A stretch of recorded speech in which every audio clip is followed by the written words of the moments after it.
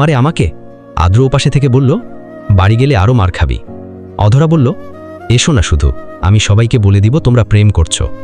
রাতে যখন রুদ্র ছাদে এলো তখন দোলনায় বসতে গিয়ে চোর আর লেখাটা দেখে কিছুক্ষণ ভাবল এটার মানে কি। পরক্ষণেই মনে পড়ল অধরাই ওকে চোর চোর বলে, আর এখানে ওর নামের ফার্স্ট লেটারও লিখে রেখে গিয়েছে। রুদ্র পাপড়িগুলো সরিয়ে বসল। এরপরে অধরাকে কল দিল। অধরা রিসিভ করল। রুদ্র কয়েক সেকেন্ড চুপ রইল।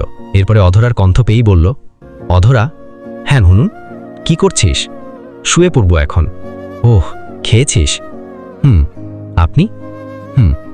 আচ্ছা, সোহা তোর পাশে শুয়েছে কি? না তো। তাহলে একটু ছাদে আয়, একটা জিনিস দেখাবো। পারবো না এখন। ছবি তুলে দেন দেখি। না, তুই আয়। আমি একা একা জিনিসটা দেখছি, তাই তো তোকে ডাকছি। বেশি সময় লাগবে না, জাস্ট আসবি, দেখবি, চলে যাবি। ঠিক আছে, আসছি। অধরা ফোনটা রেখে চলে গেল ছাদে। রুদ্র অধরাকে পাশে বসতে বললে অধরা বলল, কি যেন দেখাবেন বলছিলেন? কই, কি দেখাবো? আপনি না বললেন আমার পাশে বস, তাহলে দেখাবো। পারবো না, এমনে দেখালে দেখান, না হলে চলে গেলাম। রুদ্র অধরার হাত টান দিয়ে পাশে একটু দূরত্ব রেখেই বসালো, না হলে অধরা আবার বলতেও পারে অস্বস্তি হচ্ছে। রুদ্র ঘাড় ঘুরিয়ে অপলক দৃষ্টিতে অধরার দিকে তাকিয়ে রইল। অধরা এই রুদ্রর দিকে তাকাচ্ছিল, আবার নিচের দিকে, নয়তো ডানে বামে। এরপরে রুদ্রর এই দৃষ্টি সরাতেই আবারও বলল, আচ্ছা, কি যেন দেখাবেন বলছিলেন? যা দেখাতে চেয়েছিলাম তা চলে গিয়েছে। একটু ধরে রাখতেন। তোকে রাখি যদি চাস তুই। আমি সেটা বলিনি তো। আমি। রুদ্রকে থামিয়ে দিয়ে জড়ানো গলায় বলল, অধরা, তুই যদি একবার এই রুদ্রর কাছে থাকার বায়না ধরিস, তাহলে এই রুদ্র নেওয়াজ দুনিয়ার বিপক্ষে গিয়ে হলেও তোকে ধরে রাখবে। অধরা পলকহীন দৃষ্টিতে তাকিয়ে রইল রুদ্রর দিকে। খুব করে রুদ্রের হাতটা একবার ছুঁয়ে দেখতে ইচ্ছে করছে ওর। রুদ্র দোলনার মাঝখানে রাখা অধরার হাতের উপরে হাত রাখল। অধরা চোখ বন্ধ করে রইল কয়েক সেকেন্ড। মনে মনে যা চেয়েছিল তাই পেল, অবশ্য খুশিও হয়েছে।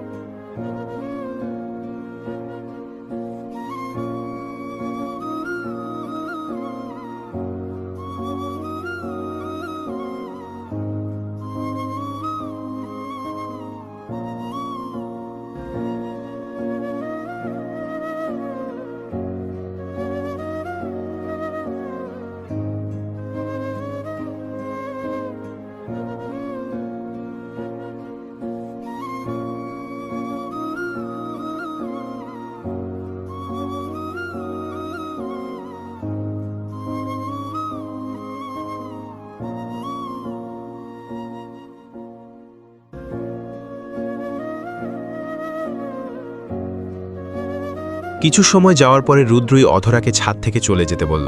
অধরা বায়না ধরে বলল, আর একটু থাকি, রাত হচ্ছে তো। একটু হলে কিছু হবে না। রুদ্র চট করে অধরার কোলে মাথা রেখে শুল, আর ওর মুখ পানে তাকিয়ে বলে উঠল, মাথাটা ধরেছে, একটু টিপে দে তো। অধরা মাথায় হাত রেখে আলতো করে টিপে দিতে শুরু করল। রুদ্রের কোনো মাথা ব্যথাই করেনি। অধরা যেন মাথায় হাত বুলিয়ে দেয়, তার জন্যই বলেছে মাথাটা ধরেছে।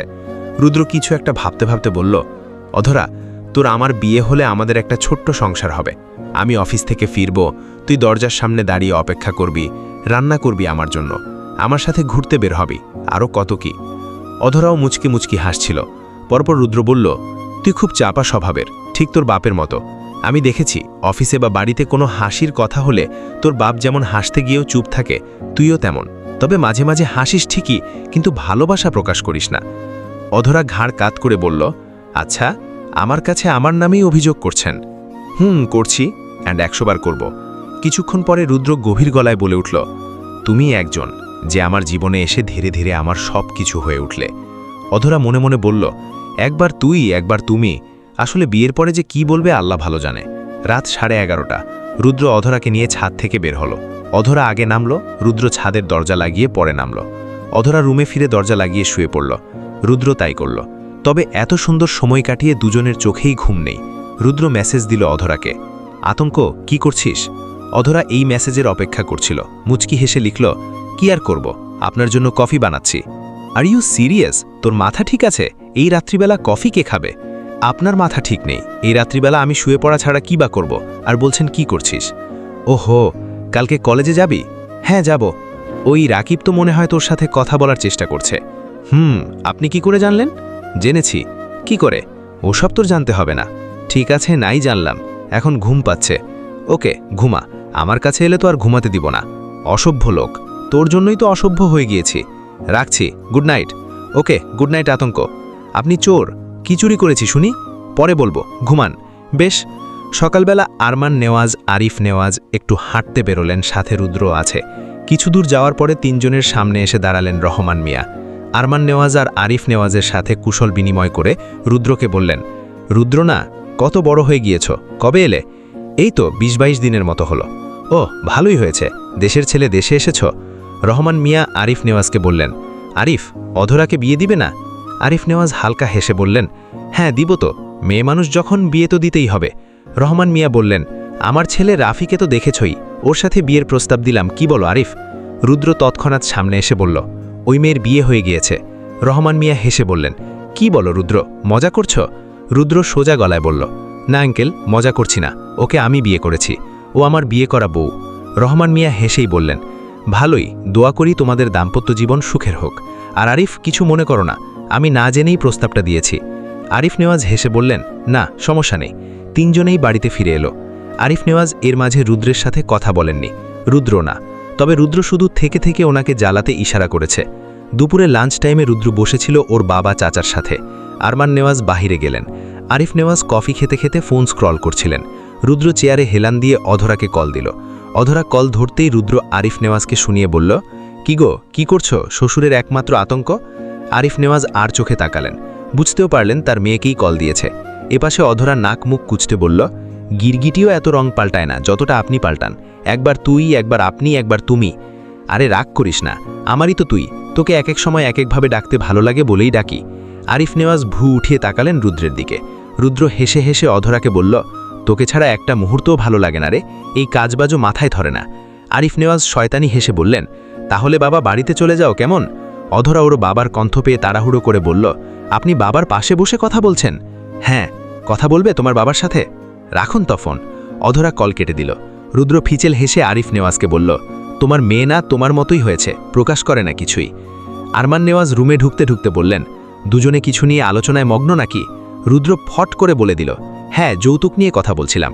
আরিফ নেওয়াজ কপাল কুচকালেন, ভাবলেন এই ছেলে নিশ্চয়ই পাগল হয়ে গিয়েছে তার মেয়ের জন্য।